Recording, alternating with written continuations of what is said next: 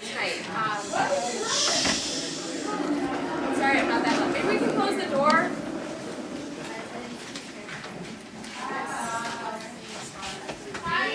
Okay, a couple of announcements before we begin. Tomorrow is International Women's Day, and there's going to be a very special TA. Someone from the next in a moment is going to be presenting there briefly. There's going to be discussions about gender in Occupy Philly and plans for May Day. So make sure you're there. It's going to be a really special event. So without further ado, I will introduce our guests and sort of explain what we're going to do with tonight's session. Okay? So we're really lucky to have Selma James with us. Selma's a women's rights and anti-racist campaigner and author. She was raised in a movement household and joined CLR James Johnson Forrest tendency at age 15. And worked with him for the movement for a Caribbean Federation and independence. In 1972, she founded the International Wages for Housework campaign, and in 2000, she helped launch Global Women's Strike, which she coordinates. She coined the term unwaged to describe caring work women do, and it's since entered the English language to describe all who work without wages, on the land, in the home, in the community, and more. In 1975, she became the first spokeswoman of the English Collective of Prostitutes. She's a founding member of the International Jewish Anti-Zionist Network. Selma has addressed the power relations within the working class movement, how to organize across sectors despite divisions of sex, race, class, south, and north. And she spoke recently at the Tent City University to Occupy London on why anti-capitalism. She's here on a speaking tour promoting her new book, Sex, Race, and Class, The Perspective of Winning, a selection of writings which reviews your past writings. Okay? So if we can welcome her, she'll get started and then talk for probably about 20 minutes or so. We'll do maybe 20 to 30 minutes of question and answer.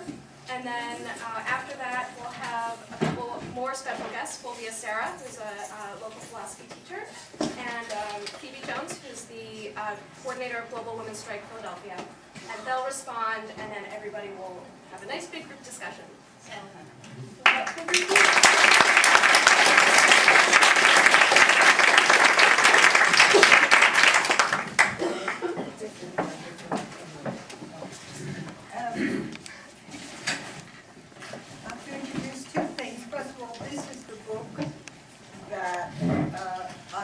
to promote and sell copies of and that kind of thing.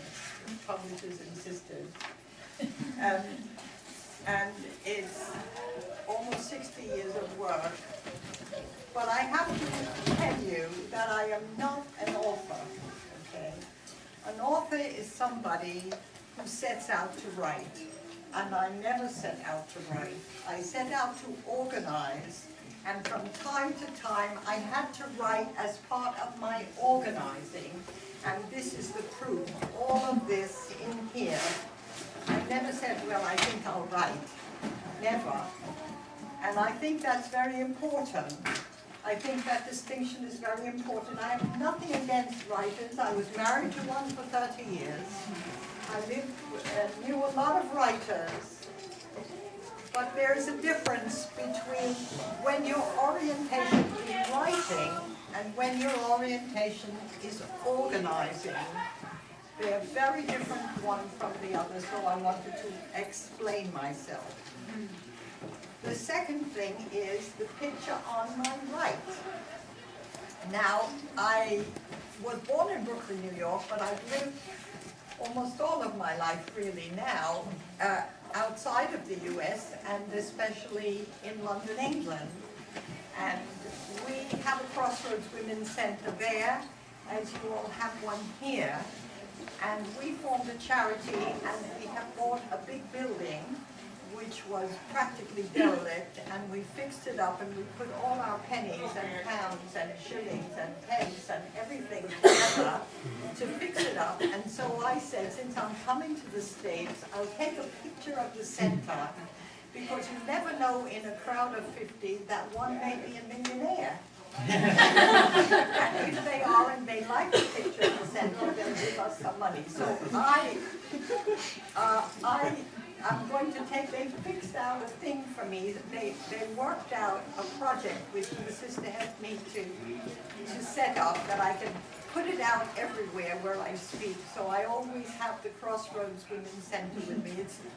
They made the door too small for the wheelchair, in spite of the fact that we insisted it be 95 centimeters. They made it 85 centimeters. So that has to be redone, and the door is still not finished. It still doesn't have a kitchen, but on the 27th of April, I was assured again tonight over Skype from London that it will be ready in time.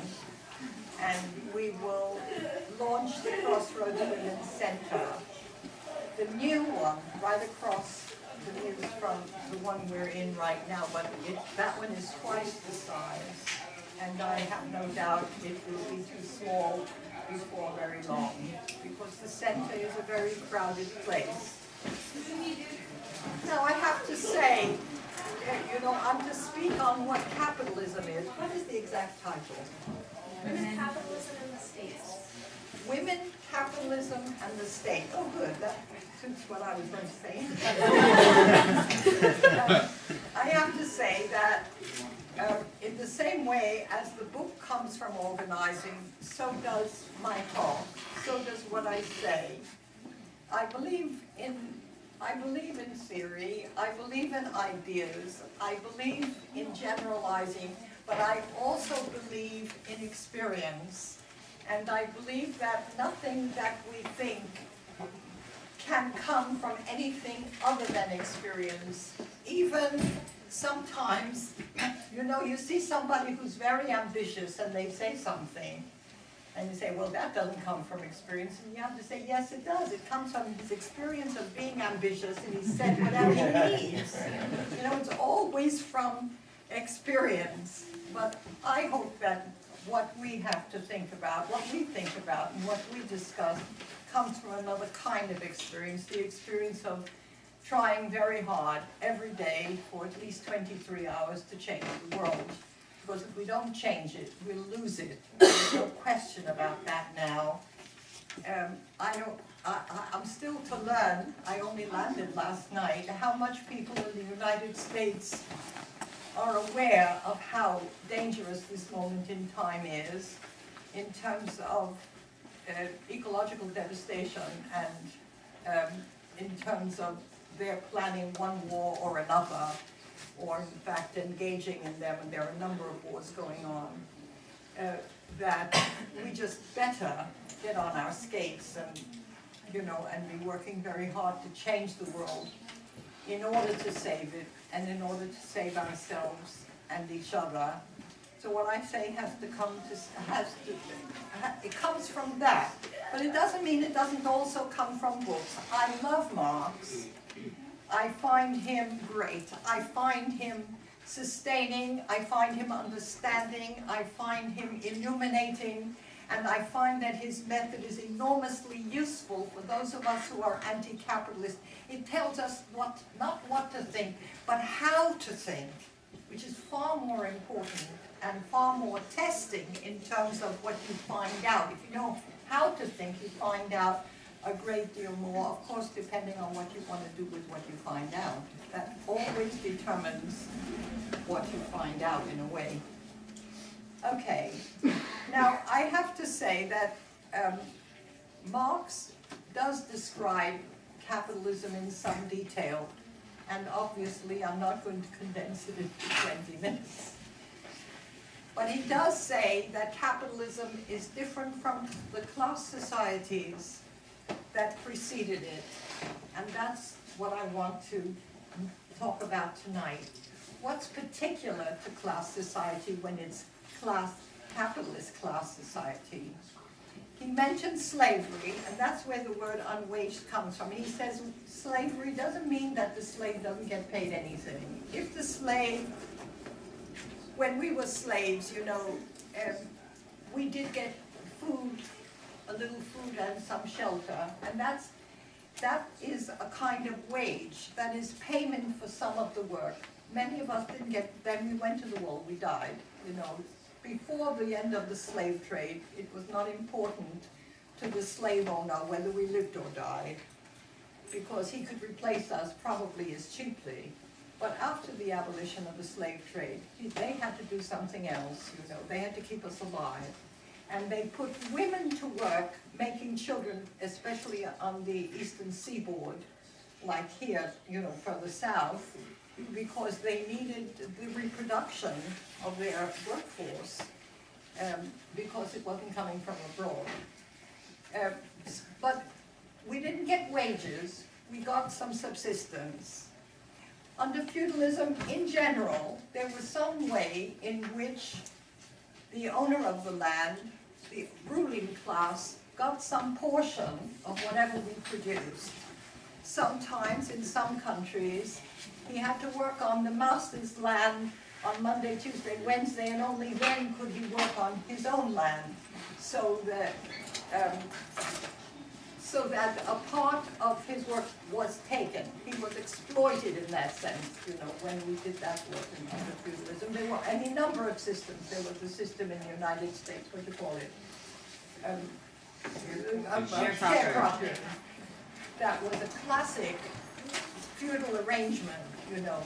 You did the whole crop, and then you gave half to the master, the man who owned the land. That was your payment for using his land at all. But under capitalism, it was different. You were independent. You were free. You were free to sell your labor power, and you could choose between one master and another. This was your great freedom. And not only that, they did the rip-off so different from before that the rip-off was hard to pin down. This is very, very classical capitalism. That is, I hire you, and you work 40 hours, and I pay you for 40 hours. Now that's a lie.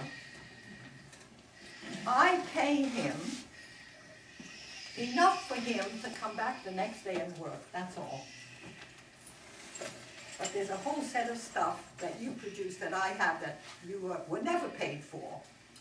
And that's how they do it under capitalism. And it is a very unique system. It is very different from what went before. And the implications are very broad. I'm going to mention a few. One of the, can you hear me in the back? Just about. I can't speak very much louder. Tomorrow I'll be less jet lagged and I'll be louder. Okay. The point is that a whole set of work went into the worker for her or for him to be there able to do that 40 hours work, and that doesn't count. The education doesn't count. The giving birth doesn't count. The feeding as a child doesn't count. The finding the money to clothe the child doesn't count. The taking care of the child, the nurturing of the child, all the things that are done to make that worker fit to be exploited, because she must be fit to be exploited. All that work does not count. Is not counted in the equation because you appear to the capitalist at the point at which he hires you as a single individual, only, you know, unattached. Your roots, your upbringing, the labor that many people put into you, and especially your mother, but not only, in order for you to be that person that is wiped away. It's like it never happened. You came fully fledged as a worker into the world. And somebody said, you know, from the Italian woman, she said it's like they just grew. I thought that was really beautifully said. You know, it looks like the worker just grew. It just, like Topsy, I just grew. And that is a major ripoff of capitalism. That's another way that they are gaining in your exploitation and the exploitation of all the other people who have made you what you are. Because none of that work, none of that consumption of time, none of that effort or expenditure is is that capitalist responsible for? He's only paying for the 40 hours, at least lying about the 40 hours, but even when he's lying, if you know what I mean. And I think that is a crucial part of what capitalism is. Now, I'm going to raise only really one other point about what capitalism is, and it is, to me, the most important thing that we should concentrate on right now. Not that we shouldn't concentrate on the other exploitation, but this has to be the frame of reference. Capitalism does not produce for us.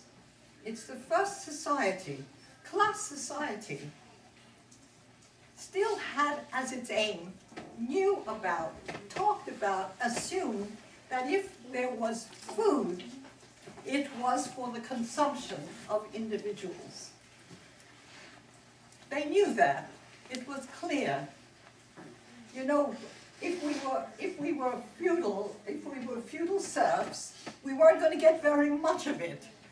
But we knew when we produce it that we were going to bloody eat it, or at least part of what we produced.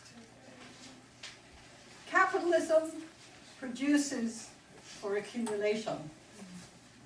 And that is qualitatively different from every society that has gone before. People are not in it. Now I want to give some, because it's international, I want to speak about the implications of that, the immediate implications of that. At this moment in time, we are fighting in the UK, the government which is trying to take welfare away. You've had it taken from you, but we had some left, you know. And they found that really bad news, so they're taking that away. And what they're doing, first of all, is to take money away from single mothers. And then the single mothers say, but I have no child care. And they say, but the market needs you to work. And they say, but you know, I can't organize my life to do this. And they say, but you are workless. That was Tony Blair's word. They said, you are workless. Imagine a mother with 1, 2, and 3 children is workless. You know, they don't know what they're talking about. But they don't care. The important thing is, if those children go to the wall, if those children get ill or get killed, you know, or are not, or go wild, or are upset, or go out of their mind, that is not important. What matters is that this woman, who would be taking care of her ordinarily, taking care of the children, is stacking shelves in a supermarket or doing some productive work. The word is productive work. What we do for the reproduction of the human race doesn't matter. And that's the absolutely crucial rock bottom definition of capitalism.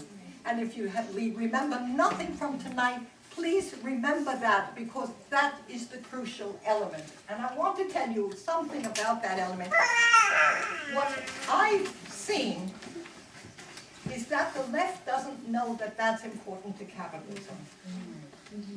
The left has missed the point. They read Marx, but maybe they read it in the wrong language. Because that is the first and most crucial thing that Marx says a number of times. I brought volume 1 of Capital in case anybody wants some proof. That is the one thing he repeats, you know, constantly in all kinds of situations. When they paid the bankers, you know, they said the bankers, you know, they had to pay them. They were too big to fail, but we were too small not to fail. You know, the fact that they took bread out of the mouths of all kinds of people, millions of people, in order to pay the banks, that seemed perfectly rational on the television every night. Imagine that. You know, you have to get your mind around this fact that this is a thing that they would say as if it's reasonable, as if it makes sense, and it doesn't make sense at all. And which is why the Global Women's Strike, our program or slogan, I don't know what it is, our political perspective perhaps is invest in caring, not killing. We don't want military budgets. That doesn't help us. We want women in particular who are the carers everywhere and who care for everybody. You see, because if you're not interested in the carer, you're not interested in those they care for. They are not important because the market may not need them. And even if the market does need them, they don't have to be in prime condition. Any old thing will do. They don't think anything of the human race. It is very crucial that, Marx uses marvelous phrases to describe this. He says, what they're interested in is production for production's sake. You produce because because you have to produce. And if you produce, you can produce more later. And you can have expanding production, constantly expanding more and more production. What about the people? This is not relevant. The important thing is to produce. What you produce is not relevant either, by the way. Whatever will sell is what you should produce. If you want to put garbage in tins and anybody will buy it, then that's what you should do. Mind you, they do that all the time, that's called food, It is really crucial for us to get our minds around the basic fact. Okay, I want to say just two other things before I stop. One of them is the reason that we have not overthrown this, because every mother knows, I know the men know too, but I know the women most. Every mother knows that if they're not taking care of her child, they're against her. It's one thing women know, with children. If you bear children, you know what it costs, and you make such an enormous emotional and physical investment in the new life, that life has something that has a relationship with you which is really difficult to break and undermine. It's undermined in many ways, but it's something that you try to hold on to, and you have a response, you feel a social responsibility to hold on to. And when that is threatened, women especially know that something is desperately wrong, even if they don't know that the other mother is suffering as she is. She knows that this is wrong. But they don't care. They are really focused on production for production's sake, whatever people think. And the reason that people have not been able to get it together to overthrow them, to push them aside, to say, no, my child and my friend's child and my niece and my nephew, all of those children and all of these adults, they matter to me and you cannot do this to them and all the rest, is that they have organized production. They have organized society in a hierarchical way. That is, they have divided us one from the other, first of all on the basis of gender, but also on the basis of race, on those who have disabilities and those who do not, on those who are older and those who are younger. You can look at every single thing in the society more closely, and you will see the divisions among us, including, I might add, the wage hierarchy. You can see that there's a hierarchy of wages. Who is white, male, white female, black female, immigrant, with paper, green card, without green card, and all the rest down the scale. And that is true internationally. The who exactly is in the hierarchy varies, but that there is a hierarchy and that we are divided in this way is very crucial. The second thing I want to say, and the last thing I want to say, is that if you read the Communist Manifesto, the first page of it, you don't have to read the rest, just the first page, you will see that, the history, he says, of all hitherto existing societies is the history of the class struggle. And then he has a footnote. And the footnote says, except primitive communism. Now, I read that a long, long time ago, And I didn't think much of it, but I think more of it now. Because I discovered that when Marx was in his 70s, he began to put together, no, 60s, he began to put together all what had been discovered by the anthropologists about societies around the world. And that was long after the Communist Manifesto, you know. And he looked at them and he took notes, and he has notebooks, and these notebooks existed and we never knew anything about them until the last few years. And what we discover from them, and from him, and from the anthropologists, is that every single human society that we know about began with communism. You know, they tell us that we can't have communism because of human nature. But my point is we can't even have society without communism. Every single society began communistic. Owning the land in common. Not even thinking of owning the land, just the land being used in common. Collectively making decisions. Organizing the society as a collective. It changed little by little, and he recorded that in his notebooks. And I was very taken with that. I was absolutely blown away by that, because I had had an extraordinary experience. We decided to publish the Arusha Declaration from Tanzania. How many people, this would be great to find out, how many people have ever heard of the Arusha Declaration? What is scandal? The Arusha Declaration is one of the most crucial documents of the whole of the 20th century. How do you spell it? Arusha. And we sell them because we published it after it being out of print for some 40 years. The Arusha Declaration was a writing down of ways of developing an African society without going through capitalism. Imagine. No wonder they spent time here hiding it. And we did publish the Arusha Declaration, and I made a big speech about it and all the rest, and then we got a call from a man who said, well, it wasn't quite like that. So we said, well, let's find out what this man has to say. And he and his wife got on the telephone and began to describe to us that in Tanzania, not only had President Nyerere, Mwalimu, they called him because he was a teacher, he was the teacher of the country, you know, a very great man.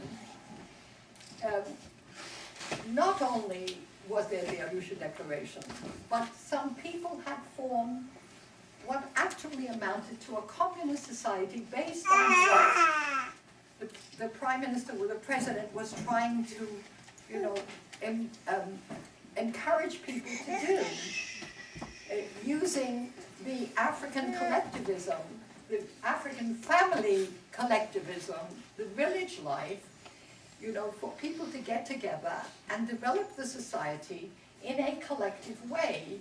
And some people said, yes, let's do this. And they went, and they did it.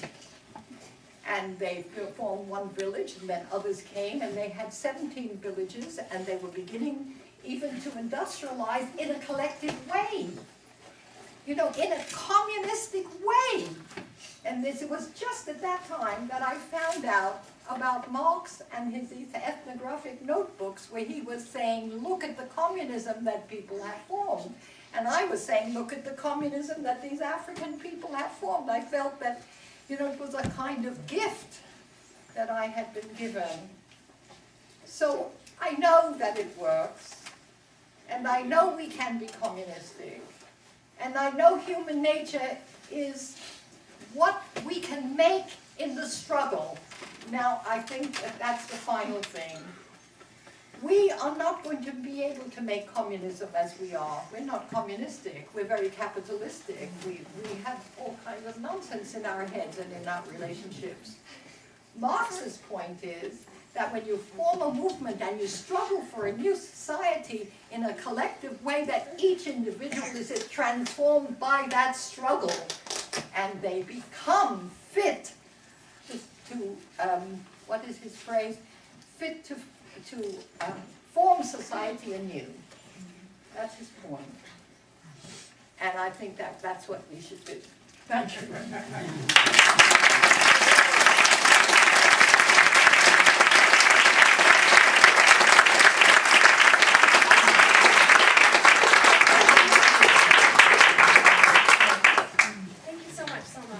So now we'll move to question and answer, but before we do, I first want to say a little something about the space we're in. This is Lava Space. For some of you who haven't been here, this is a really phenomenal collective space, and they need donations. We're so grateful for them hosting us here. We're doing a 10-week series. Is this week 6? 5? 6? 6. We've been here for 6 weeks already, and we have 4 more to go. We're so grateful to be here, so anything you can give is very much appreciated. I'll pass the bucket now. I'm gonna split. That's great. And we'll split it with the With your center. with some of Crossroads Women's Center, so that'll be. So if you're a millionaire, Yeah. Millionaire for 2. 2 million. Yes, it's our plan to give twice what you normally would give, so that everybody gets their due. Start here. Great. And then I just want to mention the next events in the series. Next week is going to be the political economy of the environment with Amy Rowe, who is a postdoc at University of Maryland, University of Delaware. University of Delaware. And Colin Regaro, who's on the Education and Training Group and is a grad student in social movements at the New School. And so they're going to be focusing a little more clearly on environmental interactions with capitalism. So we also have, following that, capitalism in the state, capitalism and racism, and then finally imagining the post-capitalism. We've got some quarter sheets here that we'll have to read also. And there's more info, of course, on ga.net and the Facebook page. So now we'll go to Q&A. Do you want to field questions, or shall I take people? Great. If we'll take maybe 4 people at a time. That way, and then everybody's hands go down, and then you'll ask your questions. Someone will respond. We'll do that for about 20 to 30 minutes, and then move on to our panelists. Okay. First, let's just go ahead and start.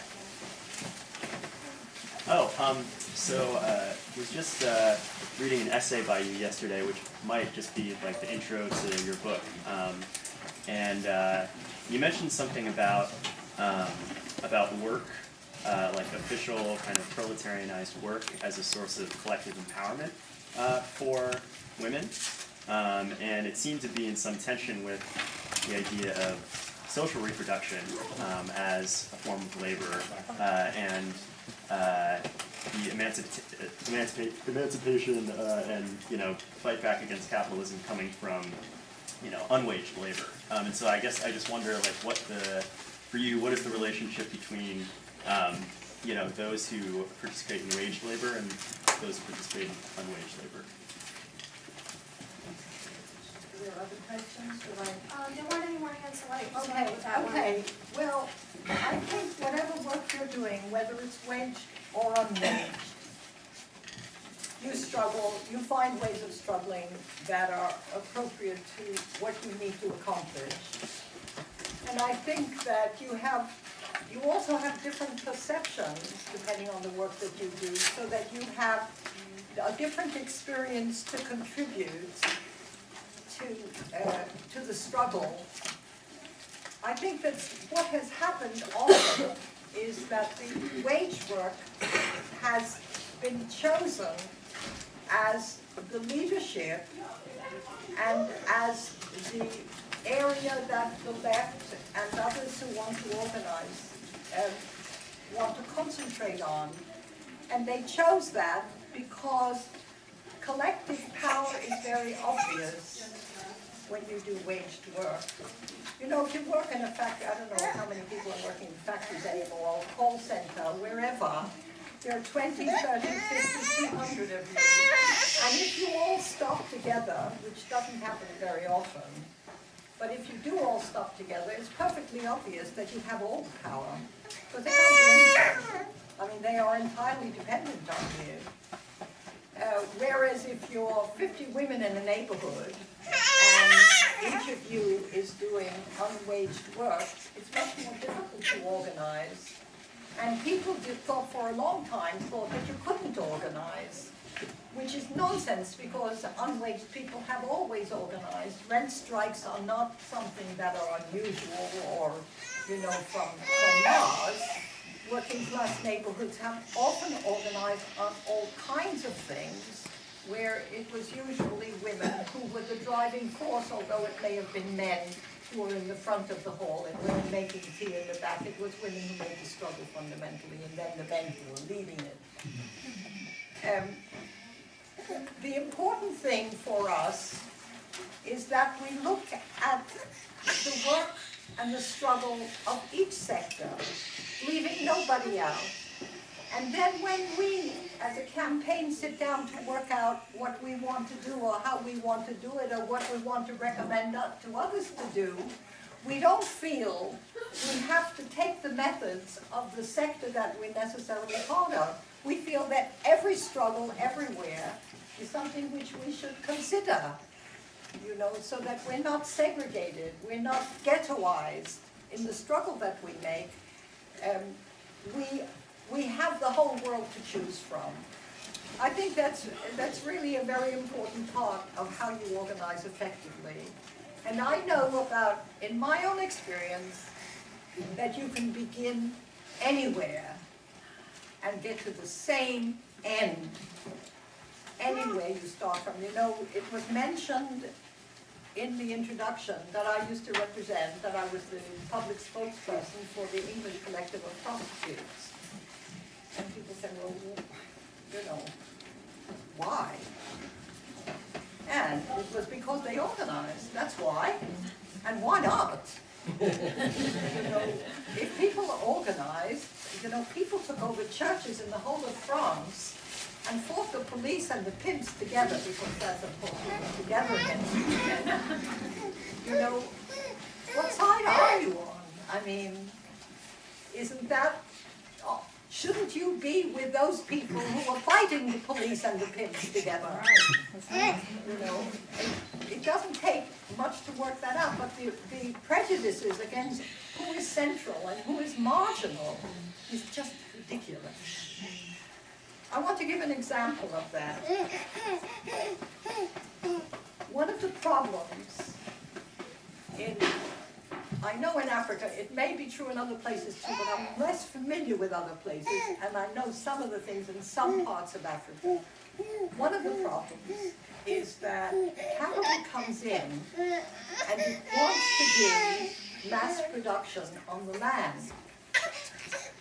Now, women grow 80% of the food that is consumed in Africa. That is 80%. They don't mention that when there's starvation, when there's planning, when there's who is developing, when there's corruption. They never mention that fact that Africa is fundamentally eating, if it eats at all, because women slaughter doesn't. But some of the women, where the men had power, were really hard-pressed because the men took the land and insisted on doing cash crops. And the women had no food to feed their children.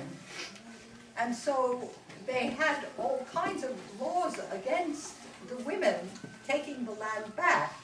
And in one part in Kenya at one point, I can give the reference later if people are interested. In Kenya at one point, you could get 7 years in prison for destroying coffee trees. But the women got together and they destroyed all the coffee trees. And since they had all got together, you couldn't put them all in prison because, I mean, things would come to a halt. And the fathers didn't want to do the child care anyway. And they got the land back. Now, what do you want to say about that, that it's marginal? Marginal to whom? It's not marginal to those women. It's not marginal to those who were eating. You see, that's how the left is very capitalistic in its thinking. It's marginal for capital because that's not important to them, but it's important to us. And so it cannot be marginal. We cannot allow ourselves to be racist in that capitalistic way that they judge people on the basis of their productive plan, so that anybody who's kind of outside of that plan, or who are just a few people, you know, can be labeled marginal. And what the Wages for Housework campaign came to very early is that we were not in that at all. We were with people who were making a struggle, and we did not put what in the UK would be called an 11+. We didn't put an examination to see whether they rated our support, or whether we should say you're doing very well, but you're not very important. Excuse me. That's not the way to treat the human race. And so we didn't have a hierarchy of struggle. We said, out of it, no way. We're against hierarchy. And especially a hierarchy that is repressing us and dividing us one from the other. So we make distinctions all the time. Who is doing waged work, who is doing unwaged work, how much they're doing, what they're getting paid or not getting paid. All of this is absolutely crucial information, but it's information on the basis of which you struggle. It's not information on the basis of which you make a hierarchy about who you're going to support and who you're going to ignore. Does that answer your question? Yeah. We have some more questions. 1, 2, 3, 4. Sorry, I'm a little lopsided. Leanne? I was wondering if you could talk a little bit about, with the increasing numbers of women now who are doing wage labor, that doesn't mean that their unwaged labor has decreased at all. In fact, it just means they're now working at all times, part of which they're being compensated for, but most of the time they're not. Does that change the way, or complicate the way that we talk about struggle in those sort of economic and social relationships? Can I just answer this one? I just want to answer this one because I think that does change the situation for us a lot. Because if the women are doing waged work, if a lot of women are doing, first of all, a lot of women are very tired. Well, I should add too that especially with with workfare programs, like the move from welfare to workfare, it's not even, they're compelled to work too. So it's both economic but also kind of forced entry into wage work because the other work is not good enough. Well, you know, originally I wanted to have welfare in the title, but there was a discussion about that, and I would be glad if people who thought that wasn't a good idea should give their reasons, which I'm sure are useful. But welfare is a crucial part of the struggle, not only for women, but for the whole working class. The fact that women's wages are lower than men's is the greatest weakness of men's wages. And you know how you guys have not twigged that is astonishing to me. I'm dead serious about it. You know, once you have women who are making less than you, they will try to replace you with us. And we will have no choice but to take the job, including to feed you. So, if you look at that, and you take Marx's phrase, which is so enlightening, he said wages are determined outside of the factory. Now, no lefty ever told you that. Wages are determined outside of the factory. They're determined by how many people want your job. Now, that's obvious. Every worker knows that in a way, although you may not formulate it that way, but you know that he can treat you well or badly depending on how many people are there to replace you. And if there are fewer people ready, then you have more power against him. What else is new? You know, that's just obvious. But welfare is the lowest part of the wage hierarchy. And to the degree that welfare is attacked, lowered, attacked, and destroyed, to that degree, the whole wage hierarchy sinks. Bottom to top, not top to bottom to top. And in fact, in recent years, men and women are getting, my son is a trade unionist, so I get this really straight from the horse's mouth. To the degree that women and men are more equal in pay, it is largely as a result of men's wages being lowered to women's. Thank you very much. This is not what we had in mind when we said we want pay equity. You know, so that's really crucial. But to the degree that women are going out to work and have another power base aside from the home, aside from the community, that is a big power to organize. Okay. And further than that, I mean, this is an absolutely crucial question at this moment in time because there is a member of Congress who is ready to has she put a bill forward already? Yeah. Has already put the bill forward for reinstatement of welfare. And my point is that this is a moment where all of us must rally for that bill to get through, at least for it to become popular, at least for women to know there's something they can aim for besides additional slavery on top of slavery. You know, the trade unions, I come from a trade union family. I'm not anti-trade union, I was raised in the unions. Raised as the unions were raised. My father was, you know, one of those people that forms unions. And the unions have never taken a position with welfare.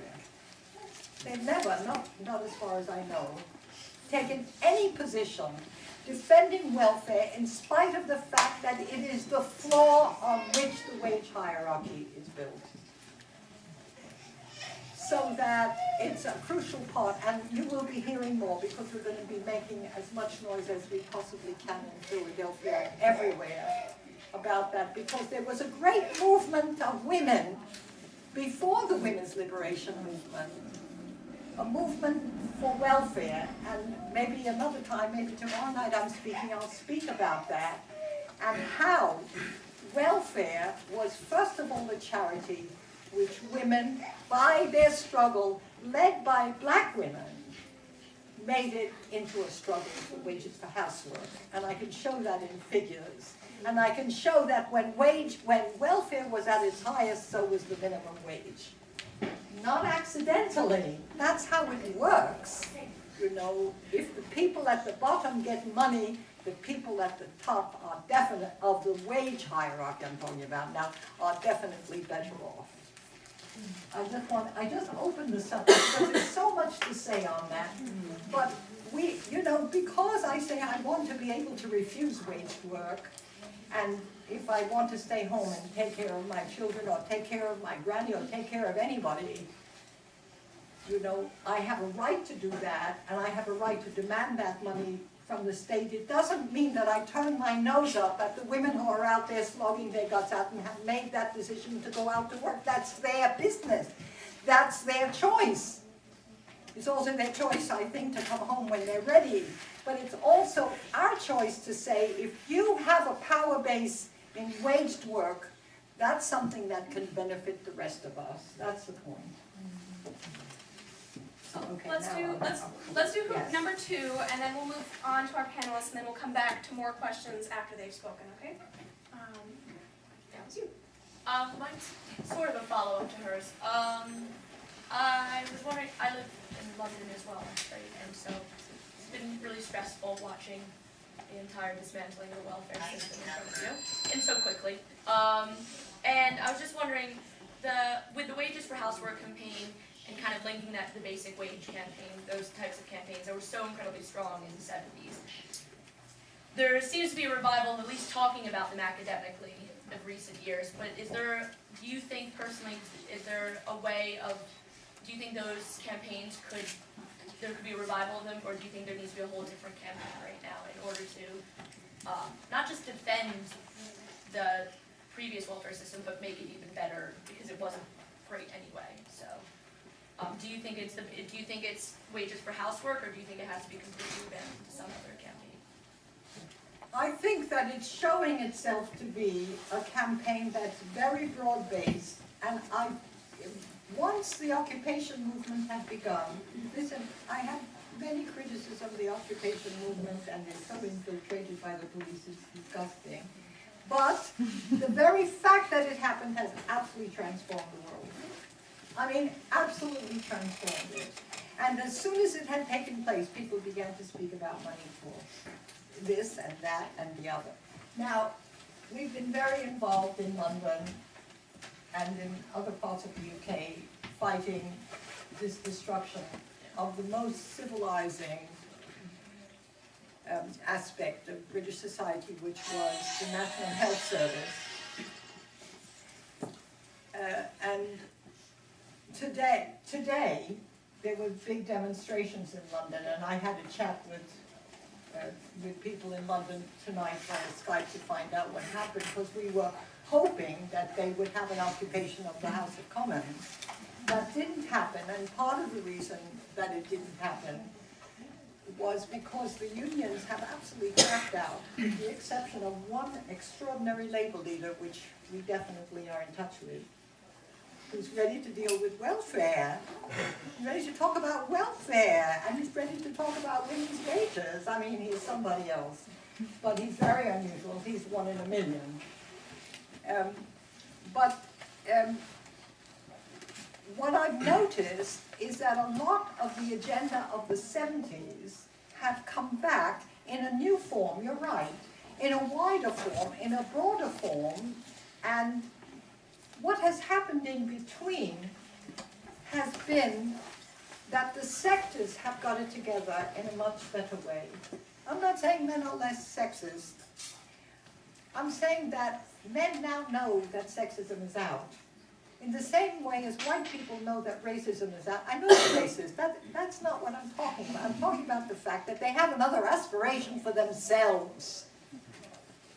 They think of themselves differently. They think that they are above this, that they don't want to be that kind of person. And that's great, very hopeful for the movement. And it's very hopeful for the demands that women will make. And it's very hopeful for the anti-racist movement. The people who are behind in British society that I find absolutely intolerable are the pensioners. Most of them are so backward, I feel like beating them up half the time. And that's because, for a number of very good reasons, people are not stupid for nothing. There's always a reason why people are backward in a particular aspect. And in Britain, the reason is that the welfare state has been so extraordinary in so many ways, despite many weaknesses. It has been so extraordinary that people feel, well, they can't really be that bad as I see that they are. They will not acknowledge, people have trouble acknowledging that the state is cutting their throats. They say, no, they don't really mean that. Of course they mean it. They're ready to kill us all, especially since they don't have jobs for us. They are ready for us to die, and they're all ready for us to kill ourselves, and they are ready to encourage us to kill ourselves, with McDonald's, between McDonald's and alcohol and various things which they have really thrown at us, so that we will not survive. But I think, the moment is so extraordinary. Since yesterday, I'm here 24 hours now, this society is a society in flux. I feel that already. You feel it as you come off the planes. People are opening up. They're looking around. People are more helpful than they were 10 years ago in this country when you get off the plane. There's a way in which people are ready for good things. And I know this country, I grew up here, and that means that they're going to make big changes.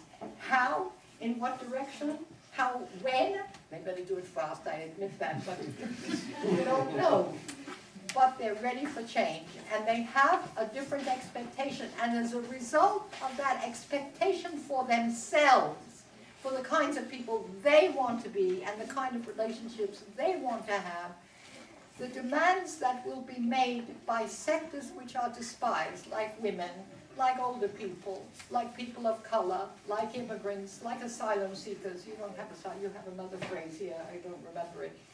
But as a result of it, they are open to the demands that the less powerful will make, to adopt it, to incorporate it, and to make it their own. And I am absolutely certain that that wages for housework, I don't know what it will be called, it will probably be called wages for housework, or at least they'll make some reference to those of us who started it all those years ago. And they will know, but they will definitely call it welfare, and we will definitely propagandize for welfare to be called what we passed in 1977, that women receiving transfer payments, isn't that the phrase? Something like that, should have the dignity, should be awarded the dignity of having that payment called a wage. And we got it passed in Houston in '77. And I think by, in a year or two, I think that will be definitely on the agenda again. Okay, you want to do something else? Yeah. So now I'll introduce our two respondents. We have Fulvia Sarah here. She's a philosophy teacher at Stockton College in New Jersey, and she has been, her primary activity is organizing the feminist collective Revolt, she said, and the Wooden Shoe zine Sabotage is Still in the Air. She's had a couple of really interesting articles published in the Fenestrator recently, and I'm really grateful to have her. And then our second panelist is Phoebe Jones. She is the coordinator for Global Women's Strike in Philly at the Germantown Crossroads Women's Center. So let's welcome them.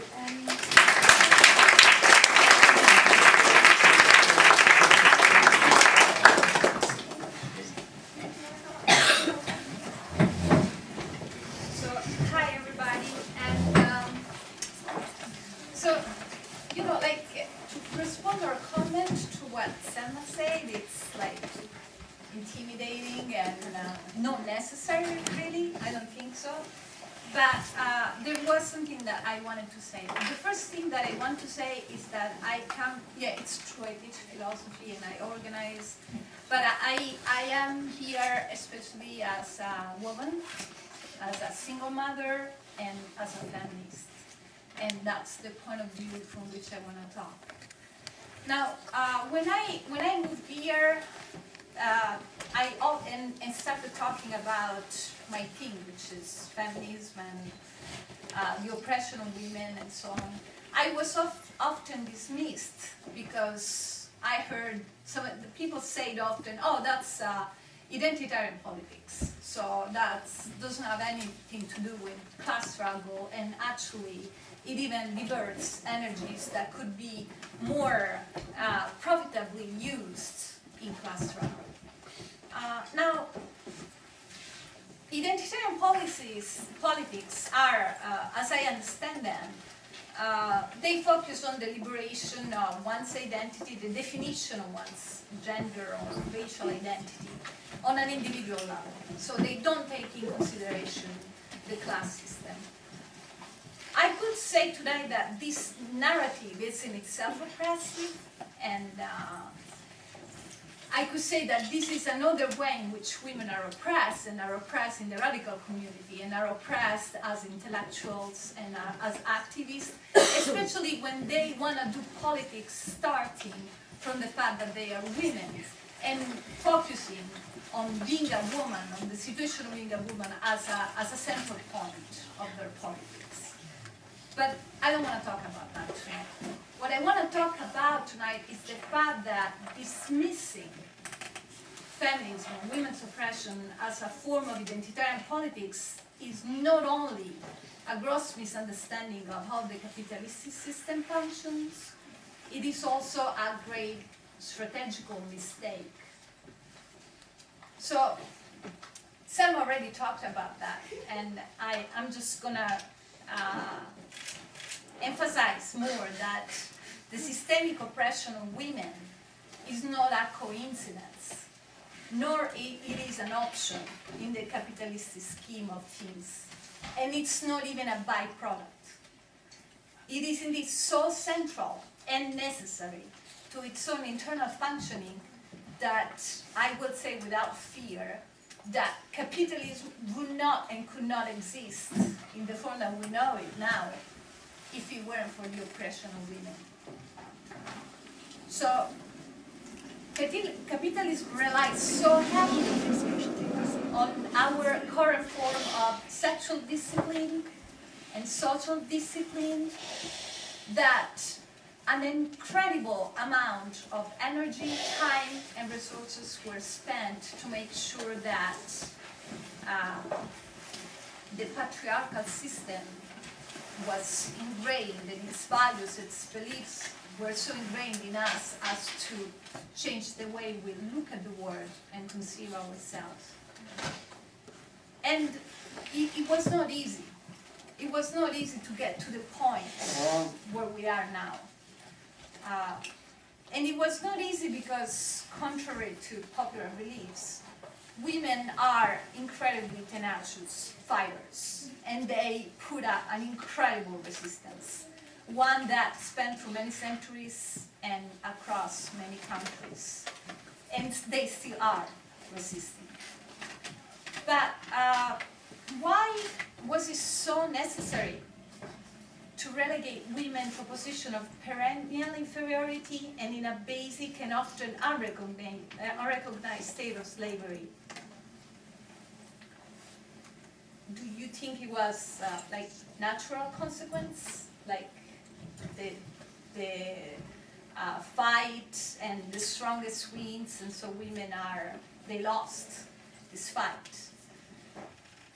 Well, if it were natural, if it were easy, then why the ruling class would spend so much money and so much time in creating an incredible repressive and oppressive apparatus that is meant to last over centuries and is so powerful that creates a system of regulation and control able to encompass all the aspects of a woman's life and of the female body?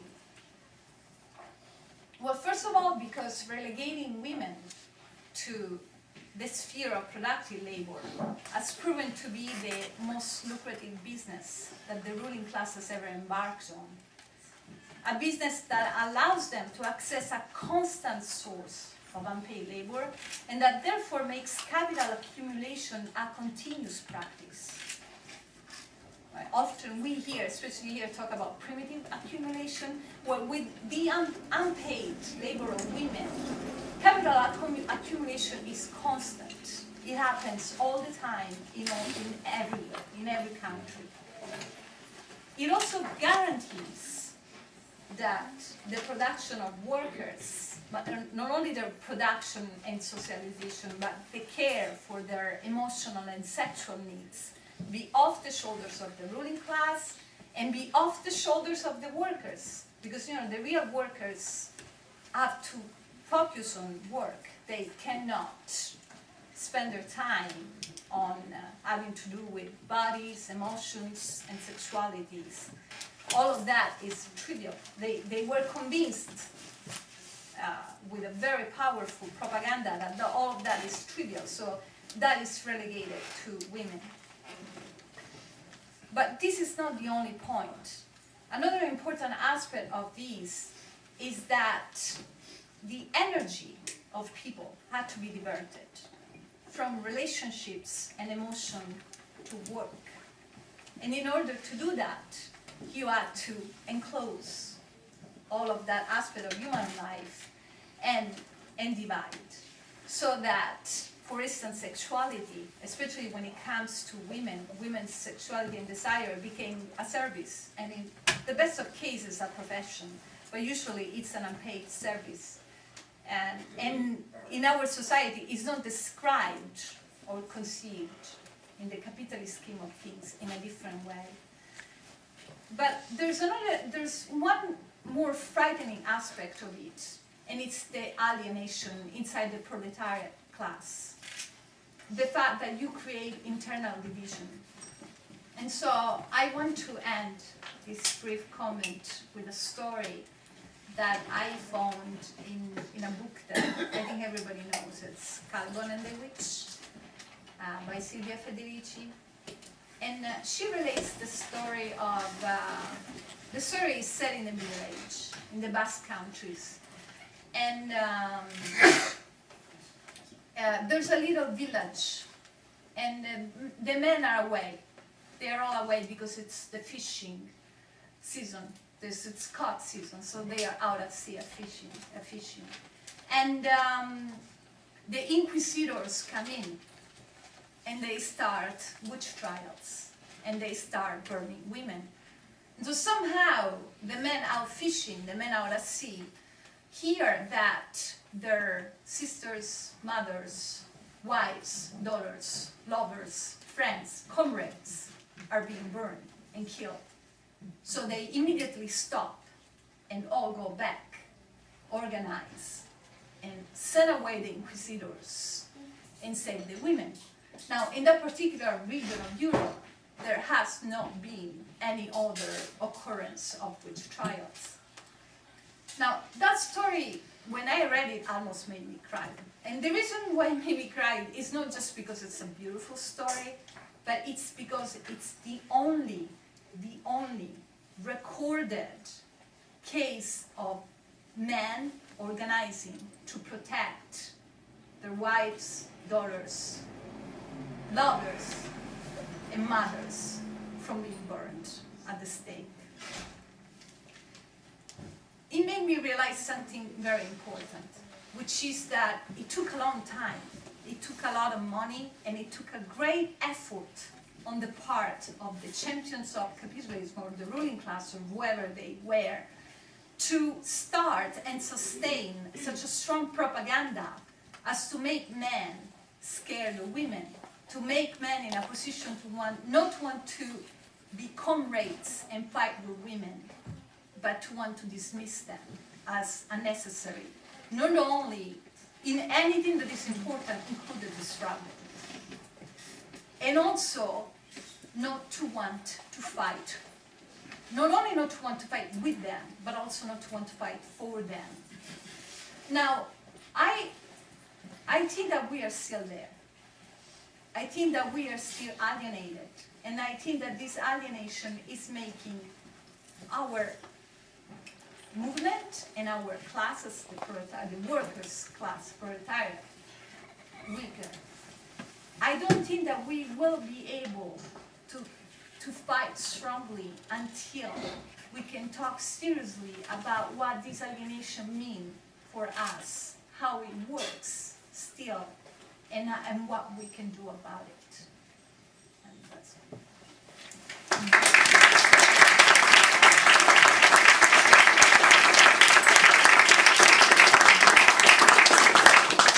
I just had 2 points that I wanted to make out that came out of the discussion. And one is when we were talking about strikes and men being at a point of production and easier to organize strikes from that point.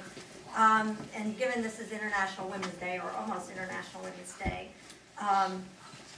there was a strike of women in Iceland. Okay, it didn't happen on International Women's Day. It happened, I believe, October 24th, which was UN Day, but United Nations Day. But it happened in 1975, and it began the UN Decade for Women, which was 1975 to 1985. And the women on Iceland decided to go on strike. And I think it was 80% of women went on strike. They left the kids, they left their jobs, they, all went into the center of Reykjavik. And the entire country shut down the entire country because nothing had happened. The men could not go to work. They would call in and they say, I can't go to work, my wife went and the kids are here. And they said, well, take the kids to daycare. There's no daycare because all the daycare teachers are out on strike. And the whole country, and it was really the first example of the first and only general strike that there's ever been. Not that we haven't had that much choice about it, but, you know, so I think there, you know, that is a lot of power there, and that when women stop, the slogan was, when women stop, everything stops, and everything stopped in Iceland in 1975. It's good to know that history, because I think a lot of our history in this thing, people don't know about anymore. There was only one other point I wanted to make, which, because I think it hasn't been brought out yet, and that is the role of non-governmental organizations, of NGOs and nonprofits in enabling all of this shit to go down. And we can use the welfare example as just a prime example of how it works, because when workfare was first put forward, which people say happened in 1997, but in fact the first time that workfare was really being introduced in Congress was 1987 by Representative Patrick Moynihan, a Democrat, who brought in basically the concept that welfare is no longer a right, and that women, he put forward what was called the Family Security Act, and it was really introducing that you had to work for your benefits, as if raising children was not work. And a number of us from the Wages for Housework campaign went down to DC and lobbied our tails off, and we got support from churches, mainly from churches, in fact, and of support in fighting this. The unions, as we just said, were no longer there. Were not with us. You know, you can see how this was relevant to wages and their struggles. But who also was not there, and in fact, not only not there, but working against us, were the organizations of representing poor people that were supposed to be there, you know, to defend poor people. And I named one, the Children's Defense Fund, you know, which was instrumental in allowing workfare to happen. And that's really never put forward. And we had a very dramatic thing happen. We were in Senator Moynihan's office. We were lobbying, we were begging, we were saying, look, there isn't any groups that are for workfare. And they, you know, and they said, oh, really? Literally? Okay, go give me the Children's Defense Fund and we will stop this legislation going forward. So, you know, we hustled on over to the Children's Defense Fund and we were in their office and we begged and we pleaded and we got down on our knees and begged and said, look, you've got to stop this thing from going through. It's going to be devastating. And the Children's Defense Fund basically said, we're not going to stop it. And the reason was because they were getting money to interpret workfare to their clients. They were going to make money off of workfare being put forward. And I think we see that happening in almost every example. With the Crossroads Women's Center, we're very involved in fighting cases of mothers who are trying to get their kids back from child welfare services, whose kids were taken not because they were abusive or neglectful, but because they were poor. And being poor is considered a crime. And, you know, if your roof is leaking, you're a bad mother, you know, taking the kids. And we've seen time and again all of the nonprofits that are in fact making money off of, you know, having parenting classes or having, you know, a place where the mothers can come see their children once a week, and all kinds of ways. So that whole aspect of NGOs and their involvement in enabling the cuts and enabling, you know, all of the exploitation to happen, I think really needs to be spelled out.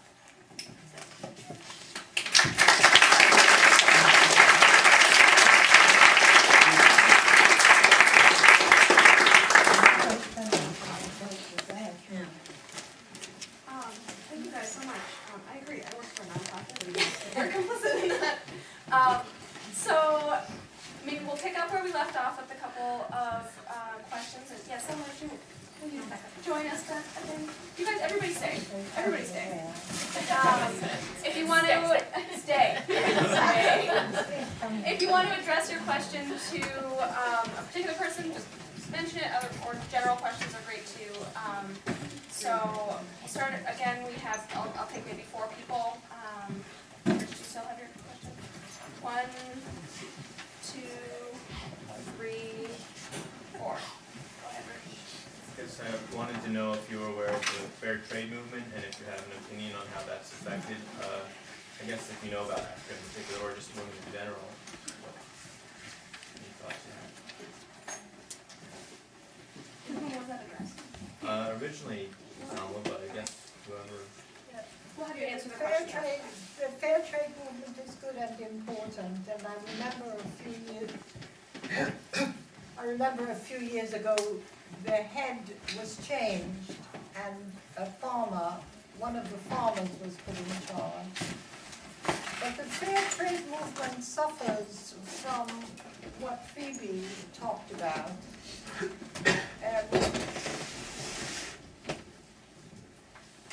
You don't know how much, you can't talk forever.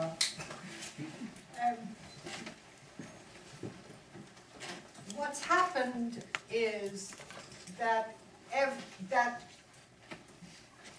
the view that everything has become an industry, including protest, including redoing the sums, including fair trade, including feminism, and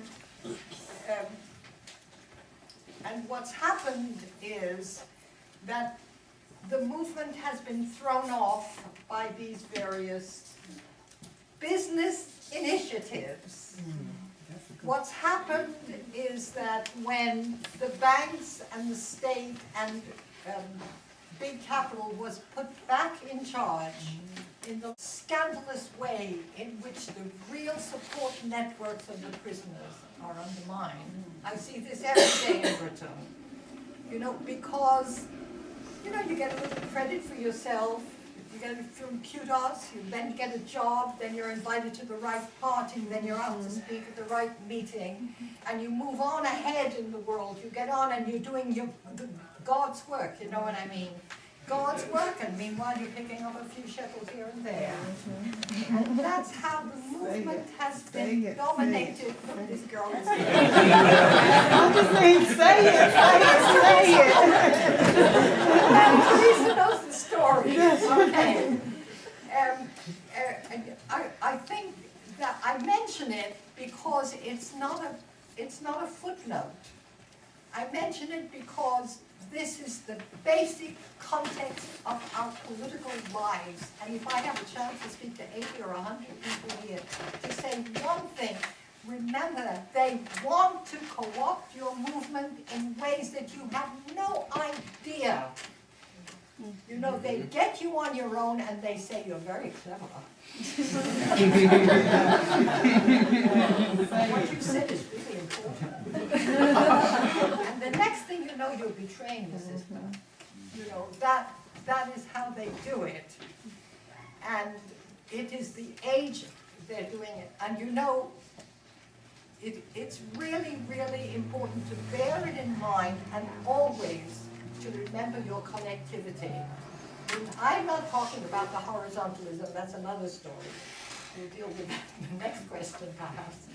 But you really do have to, you can't, we used to believe on the identity politics, good you mentioned it, we used to believe that if you got women, or some people believed it, I never did, but if you get women in positions of power, things will change. But we never said, and what will they do when they get there?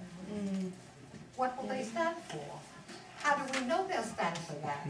What power do we have over them once they're paid by somebody else? All of the important questions. That happened with black people. It happened with immigrants. It happened with women. It happened with every single sector that rebelled. It happened with people with disabilities. It happened with, I've even seen prisoners who've come out, not the FIPs who are organizing like hell in neighborhoods with everybody who's doing absolutely fantastic work. But one or two prisoners, you're very clever, you really should, etc. And the next thing you know, they're talking for prisoners, and they're talking nonsense. Anyway.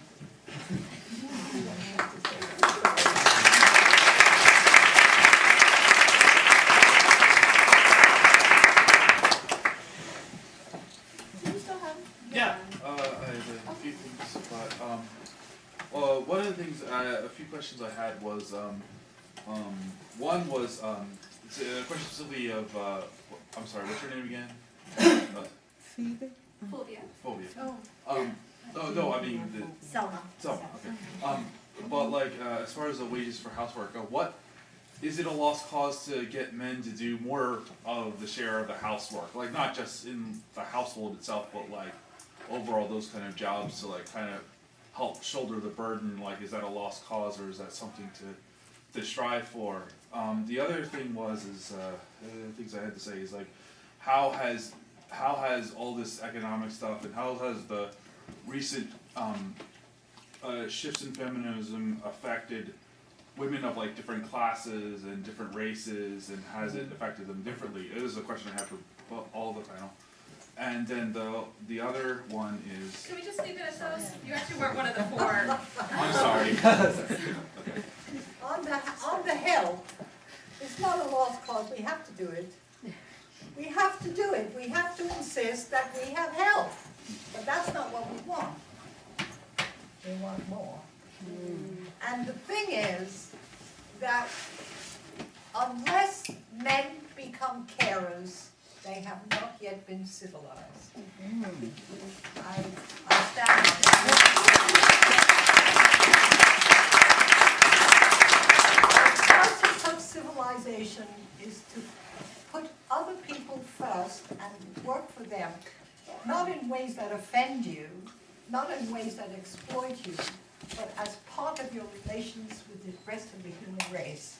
And to the degree that men are deprived of that experience and are told that's not what you're supposed to be doing, you're supposed to be doing this other thing, go and get the money and bring it home, to that degree, they have not yet been civilized. There's a way, and I think men today know that. The younger men want to know their children. They do. They really feel bad that they have to leave this young person who is so extraordinary and growing and finding things out and looking at life differently. They don't want to go back to work, They want to have time with their children. A lot of them do. And that should be a very important, I've always felt an important part of the liberation, movement for the liberation of women, is that men must work less. All of us must work less, so that we have time to care for each other.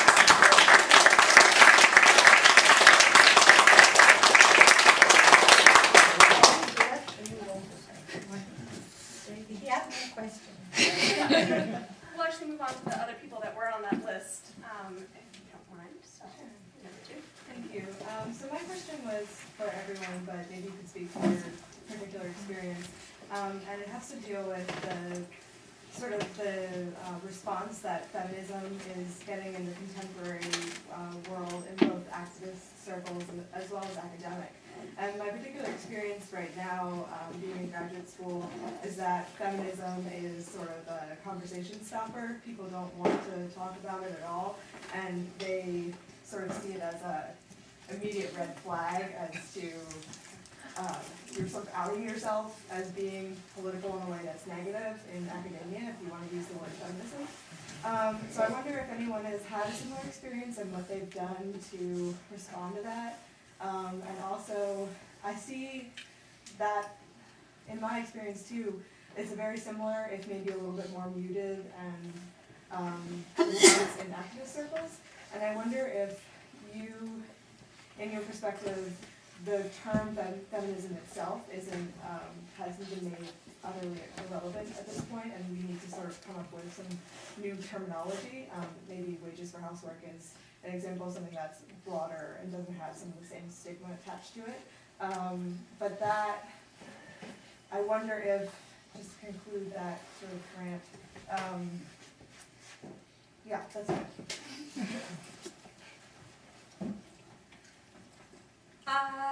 Okay. I think that I never ever met one feminist. I met men in my experience in Italy and here, and I met women who identify with it in different ways. What it means for me is organizing and doing politics, focusing on the fact that I am a woman, and in this particular moment of since 7 years ago, also a mother and a single mother. And what does that means? It means, for instance, that usually I'm not here. Usually I'm home with my child because the activist movement does not provide care for mothers or for children so that mothers can organize. We have precious for What? everyone. We have precious for everyone. Childcare. Childcare. Yeah. But I think that when I hear the two words together, stigma and women, then I wanna totally go where the stigma is and put myself there and find out why. There's so many stigmas about women. There have been stigmas about women through the centuries. And I do believe it's some version of the same one over and over again.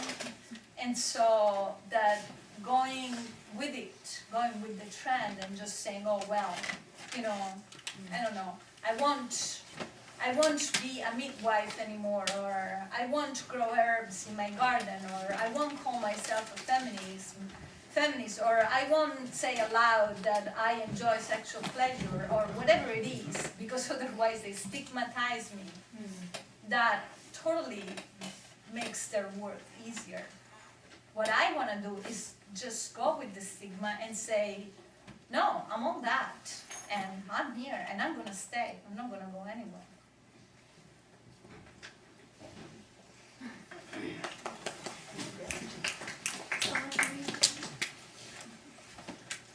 Well, just one thing to add on that. Wages for housework actually was not popular among feminists, so I'll tell you that right away. I mean, we were... That's the understatement Yeah. of the year. Witch hunted, I mean, you know, really, they went on, they were rabid, okay? And they would throw things back that, you know, if you got wages for housework, you're being institutionalized in the home, and a lot of it, you know, because their feminism came to mean many things, but it was really dominated by career feminism, and that people weren't interested in, we were interested in tearing down the hierarchy among, you know, the hierarchy of wages that someone was talking about, and the career feminists were interested in building, you know, working their way up the hierarchy, really, so that, you know, being associated with wagelessness and housework was really beneath them, and they hired other people to do it, basically. So there were huge divisions in the movement, and I think that's, you know, and you know better now than where feminism and what that means these days, because I don't really know. We tend to just say we're acting in the, you know, women's rights activists, because feminism can mean so many different things, and it usually does not mean that therefore wages for housework. So. Can I add just one thing to that? There's an article I brought with me by a woman named Alison Wolfe. Does that name ring a bell? She wrote quite an extraordinary article, and her point was that when the women's liberation movement began, women's grievances were fairly universal, but that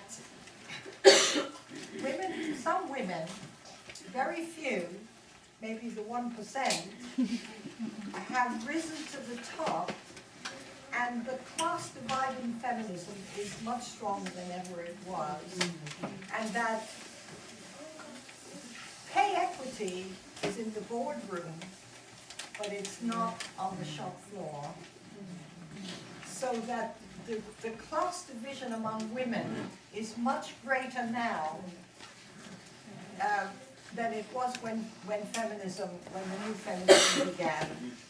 And the justification for personal ambition goes unchallenged among people who call themselves feminists and who are rising up. And that's very serious. That is not merely a problem. It is a major problem in the women's movement. There is a class divide which has increased with feminism, if this woman is right. And it seems to me that she is, but I don't want to say absolutely yet, because I have to think about it some more and see some more facts. but I think she is right, and I think it's very serious, and if she's right and it's serious, then it has to really to be explored and confronted. Women have to do it.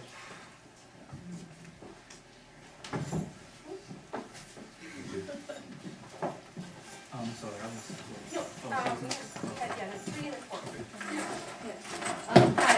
So I was really glad that you mentioned sex work, and I was wondering if you could just comment, this is for anyone, if you could just comment a little bit more about the role sex work plays in like global capitalist society, and also just the idea of sex as work in general, and the idea of like a global women's sex strike, the implications and possibilities.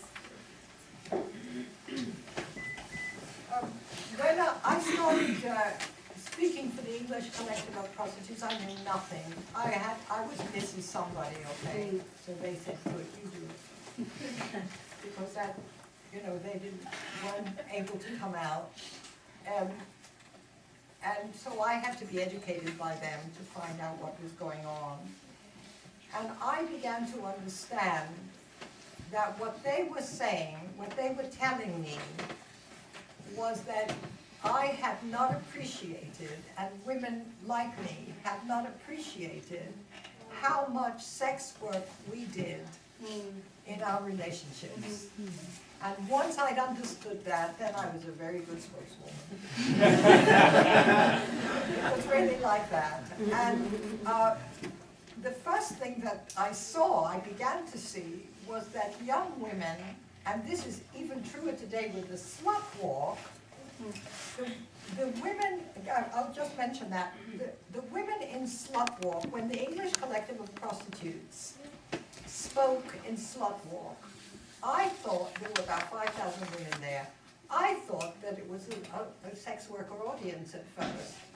And then I understood that that was not why it was so relaxed, but that they didn't really, they saw a continuum between their experience of sex and what the sex workers were speaking about.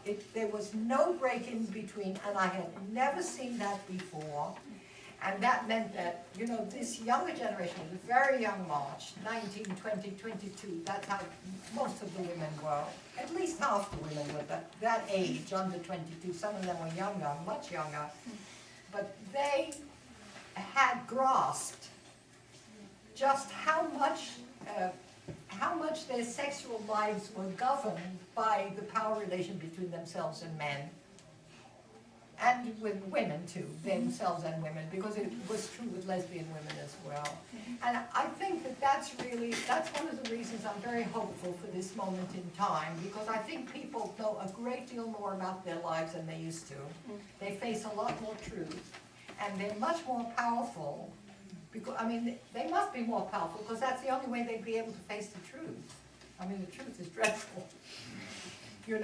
About most of the things in our lives. So when we begin to acknowledge them, it means we're stronger and more determined and therefore more able to organize. But that's what I learned, and it was a very big lesson, and it makes me look at things very differently from what I did before. I don't know about an international sex strike. Nothing is impossible now. It's all up for grabs, I think.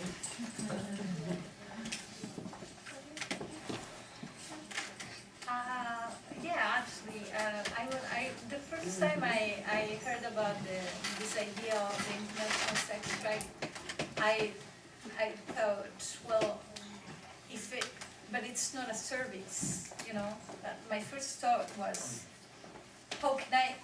It's not my job. How can I go on strike about something that I actually don't do as a job or as a service, but that I actually enjoy? Unless you consider it as similar to hunger strike, I could not see the point of it.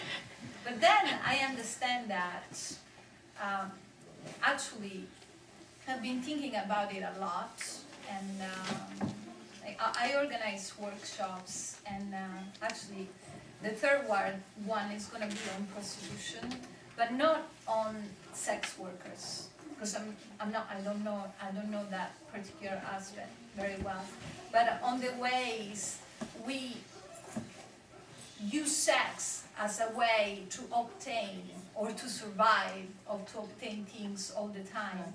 And I've been thinking about it a lot because that's something that I did a lot in my life, of course.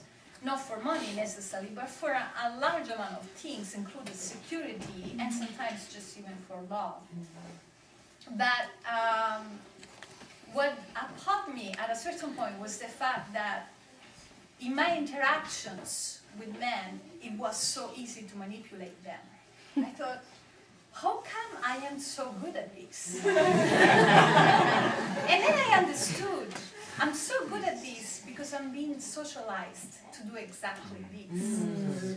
I've been taught since I was a little girl to manipulate men this way, to give them or make them believe that they get some if they do what I want them to do.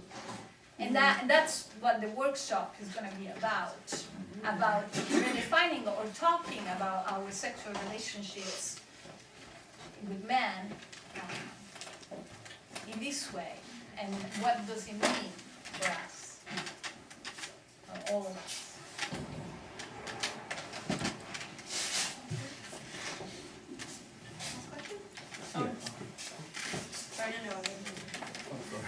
Yeah, this question is for, I guess, anybody who feels like they can answer it. The summer you started off your talk talking about all the crises that crises we're facing with the environment, with war, and it seems to me that this is something that has happened fairly recently in human history because of patriarchy, because men have taken control, and men are the ones who have brought us to the brink of disaster. But before that, for most of human history, we were living under a matriarchal system. And I was wondering, could you talk a little bit more about that system, because we never really hear about it? And is that something that you think we need to get back to, or do we need to find a balance between a matriarchal society and a patriarchal society, or what are your thoughts about that? Well, I don't feel that I know enough about the matriarchal society. I know that in more traditional societies, look, I don't know if you know African novels at all. I wish I knew. Yes, but they're extraordinarily, first of all, some of them are extraordinarily good novels, obviously. But when I began to read African novels, I was blown away by the attitude of the writers to women. I had been to Africa a couple of times for various things, and I saw that women often work like slaves, and that men are often lazy. And I was not expecting to see in novels this enormous regard for women.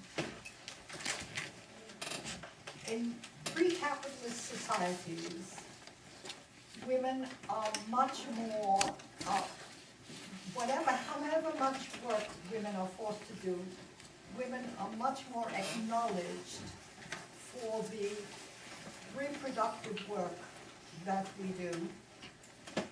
And that is tremendously important compared to what we know in Western capitalist societies where that means nothing. I know it never means nothing, but you know where officially that work is marked unimportant. That is a major difference between this society and what has gone before. I can't say that the development of technology and the ways that it has moved that way because men were in charge. Because I don't know how men got to be in charge. It's a question that I've asked, and I've often asked it of African people, what do you know about the history? And I found out various things, what imperialism did and how imperialism in Africa reinforced and really promoted the power of men over women. That this was an important part of imperial conquest, which I didn't know before. But I don't think you can put it down to genders in that way. And I think it's dangerous to do that until we know exactly what happened. I think it's better to start with what we have. And what we have is definitely what the song was when Greenham Common Women's Peace Camp was "Take the Toys from the Boys." That song.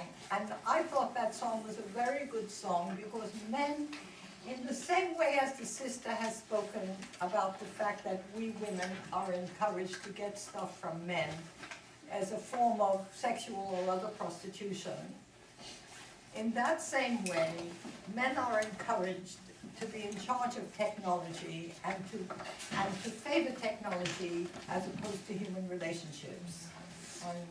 And it costs them dear, and it costs us dear too. And I think that that's a really better place to begin, because we can discuss about the patriarchy and what happened, and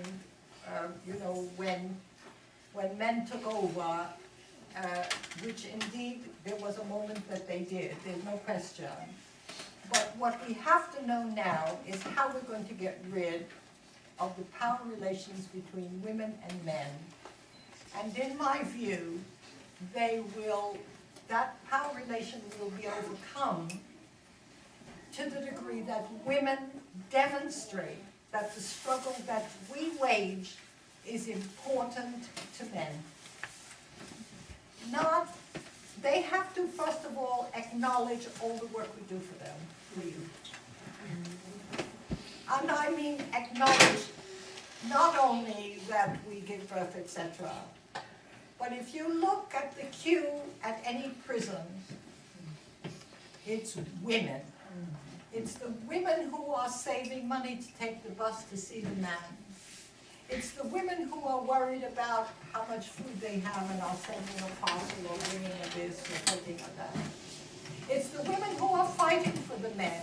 It's the women who are making the case for the men. It's the women who are going to the lawyer's office. I have a Jamaican friend, he's a lawyer. About what in England is called a barrister. And he said, when there's a shooting or an imprisonment, a miscarriage of justice, who comes to my office? The mother, the sister, the auntie. And they're the ones who say, this is what happened to my brother, and this is what happened to my husband, and this was my man, and they have him now, and all the rest, and they shot him, etc. It's the women who are fighting for the men. That is never acknowledged by the men. When the prisoners speak, they don't mention that. That work, that reproductive work, that justice work, that has to be counted and acknowledged. We're demanding the state pay for it, but at least you can say it exists. You can say it's going on. And I think that is an important part, a crucial part of bringing the movement together. To look at the work that women are doing for the whole of the society, and in the acknowledgement of that is really, there's also a program of struggle against the state that you can see who is giving leadership in that struggle, and how often it is women. Okay, they don't make the speeches, but they do the work, and they understand. And when they come to legal action for women at our Women's Centre in London, they are the ones who have read the law and who have found a weakness that the lawyer has never found in the case that the state is making against their man, their brother, their husband, and all the rest, and then fight for the lawyers to acknowledge the work that they have done. In 1970-something, I can't remember, we put a picket line around the Old Bailey, that's the Central Criminal Court in London, against the lawyers. There was 16 or 18, I can't remember, black kids that were arrested and framed by the police. And the mothers, mostly, some fathers too, but mostly the mothers were on the picket line because they were there every Monday night at the defense meeting trying to organize for their boys to get out and all the rest. And the lawyers wouldn't do what they said. White lawyers, black lawyers, any lawyers. Lawyers do what they like. What's good for their career. Who the hell cares about your kid? And so we said they wanted the money. They said we want the fees for the lawyers' fees. We're doing the work. They're not. I think that if you begin there, you're in a safer place than to go to the patriarchal thing. I'm curious, but there's time for that. You know, it's not going to really decide how you do the movement, and let's decide about that. Okay, well, I think we'll wrap it up. Thank you so much to Selma and Fulton and Phoebe. This was captivating, and I really appreciate you being here. I think everybody had a great time. So please, we have still the donation picture. If you didn't get a chance to donate, this goes to Lava, which is the space we're in right now, and we're also going to split it with the Crossroads Women's Center in London, which needs an accessible door. So don't forget about next week. We have political economy of the environment, and then the following 3 sessions are all listed on occupyphillyga.net, on the Facebook page for the Education and Training Working Group, and thanks. If you guys could, yes, please. Yes, and just, you mentioned in the beginning, but Selma's speaking tomorrow at the Occupy Philly GA at the Friends Center at 7. So please come back. And also we have for sale at the back of the room, Selma's new book. And it's on sale for $20. So we hope people will get it. It's really full of you know, wisdom and a real manual for how to fight the struggle. It's really definitely worthwhile. You guys still need childcare for your meetings? Yeah. Do we still need childcare for our meetings? Yes, thank you, yeah. That's Andy, right?